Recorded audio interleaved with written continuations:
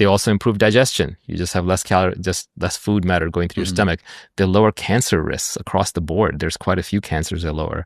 Cardiovascular, I mean, I don't know what else to tell you. I've been very surprised by the negative reception whenever you have a conversation about GLP-1s. And I think a lot of it may be people who... Well, think about how many sacred cows are being gored, right? All the people who are basically saying you should work harder, you should be fit like I did, right? It's lowering their status. Think about all the nutritionists and doctors and trainers who are now being, it's too easy. They're being put out of business in a way, right? It's kind of like, why does the American military keep buying aircraft carriers? Right, in an age of drones, there's an incentive bias. There's a very strong motivated reasoning, but it doesn't matter. 10% people are on it. Everybody wants to be fit. It's going to spread like wildfire. I was just thinking as you were talking there, when we think about health, and a lot of people kind of get captured by the way that they were brought up, the habits that they had from their childhood, or what mom and dad did, or genetic predisposition and stuff like that. I think you have as many reasons as many people to sort of feel hard done by challenges that you had earlier on in your life. Is getting past your past a skill, sort of not being owned today by your history, sort of not having that victimhood mentality? Yeah, I did have a tough childhood, but I don't think about it.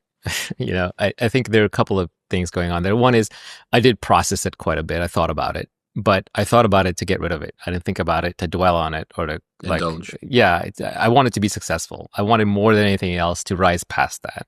And so I couldn't have that as a burden on me. So I had to get rid of it. So to the extent that I dealt with it, it was for the express purpose of getting rid of it, not to create an identity or story or to reflect upon it or to say, look at me, look at what I've accomplished and look how great I am and what I've done. So I got rid of it. And I think at some point you wrestle with that thing and then you just realize like you're never going to untangle the whole thing. It's a Gordian knot problem. Like Alexander, found that tangled knot in India and it said, oh, the famous conqueror will come and will untie this knot. Nobody else can untie the knot. And he took one look at it, pulled out his sword and just cut it. So at some point you just have to cut your past. If your past is bothering you, you will eventually get tired of trying to untangle that knot and you will just drop it because you will realize life is short. And the more you want to accomplish in this life, actually the less time you have to unravel that thing. So I just wanted to actually get things done. So I had no time to deal with it. So I just cut it. It's like a really bad relationship. But in this case, it's a bad relationship with your own history. So you just drop it. Yeah, I think, so much of what we've spoken about today is on the shortness of life and the fact that every moment is precious. You had to take about the most fundamental resource in your life is not time, it's attention. That's right. I used to think, the currency of life, right? People think it's money. And yes, money is important and it does let you trade certain things for time, but it doesn't really buy your time. Ask Warren Buffett how much time money can buy you, or Michael Bloomberg. They're, rich as Scrooge and Croesus, but they can't buy more time, right? Brian Johnson notwithstanding. So you can't trade money for time. Money is not the real currency of life. And time itself doesn't even mean that much because, as we talked about before, a lot of time can be wasted because you're not really present for it. You're not paying attention.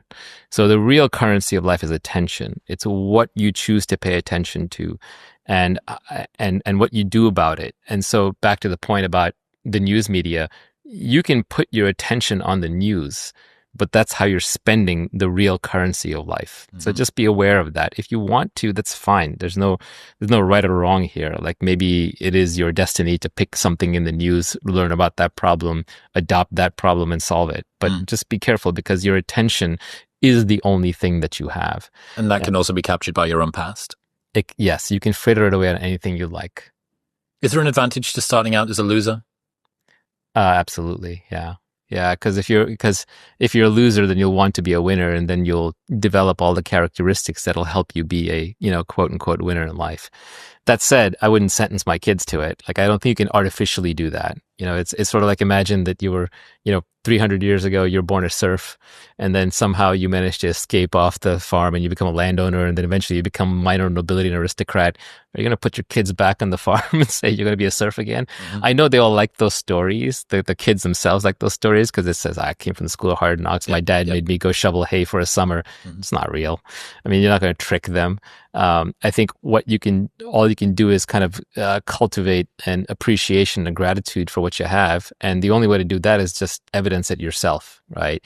Just show yourself how you spend money, how you respect it, what you do with it, how you take care of people, who you're responsible for. And the more resources you have, the greater the tribe you can take care of, the more of the tribe you can take care of. So when you have no resources, you're struggling to take care of yourself. And at that point, it's good to be selfish because you can't save somebody else if you can't even save yourself. Yes. So you take care of yourself and you become the best version of yourself. But there are too many men who are able, fit, and have some money who are doing nothing with their lives. They're just sitting at home doing nothing, just indulging in themselves. Maybe they go on dates and they get DoorDash. Like I have no respect for that. I think there's nothing worse in society than a lazy man because he's sort of leaving it all on the table. He's leaving his potential on the table. It's bad for him.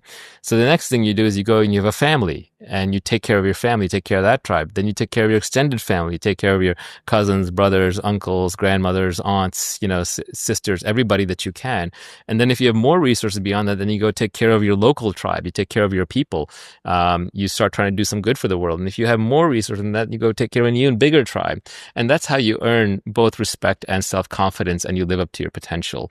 So the more you have, the more is rightfully expected of you.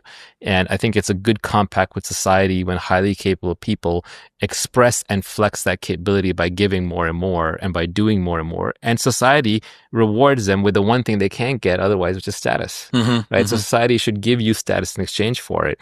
They should say, okay, you did a good job. You took care of more people than just yourself and just the people immediately around you. And that's what an alpha male to me is. An alpha male is not the one who gets to eat first. The alpha male eats last.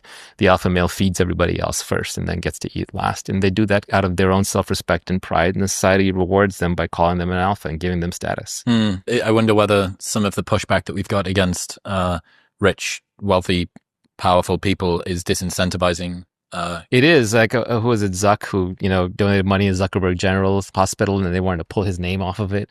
I mean, I didn't see that, but that's ridiculous. Yeah, that kind of stuff backfires, right? You should reward people for doing. Well, what were you saying before? You don't just need to, in fact, actually actively avoid castigating people if you want their behavior to change when they get something wrong. Absolutely, look at reinforcing it when they get something right. Correct. It's happening at a societal level as well. Correct. I mean, like the guys who make a lot of money and go out and buy sports teams, I wouldn't do that, right? But the one who goes out and builds a hospital or builds a rocket to take people to the moon, rescue some astronauts, you should be rewarding him for that. Naval, I really appreciate you. I hope that this has lived up to whatever weird daydreams you've been having. What have you got coming up? What can people expect from you over the next however long? Expect nothing. That's the most Naval way that we could have finished this. Dude, it's been a long time coming, and I really do appreciate you for being here today. But I do hope to deliver something. Oh, I think you have. So thank you. Thanks for having me. Thank you too. Thanks for getting in my mind, and hopefully now you're out. We'll see. It might be even worse now. You've got the real memories to stick. I don't know. The reason to win the game is to be free of it. the reason to do the podcast is to be done with it. All right. Wow. You made it to the end. Congratulations. Well, if you enjoyed that, you're going to love my full-length conversation with the one and only Alain de Botton from the School of Life right here. Go on. Press it. Happiness is being satisfied with what you have.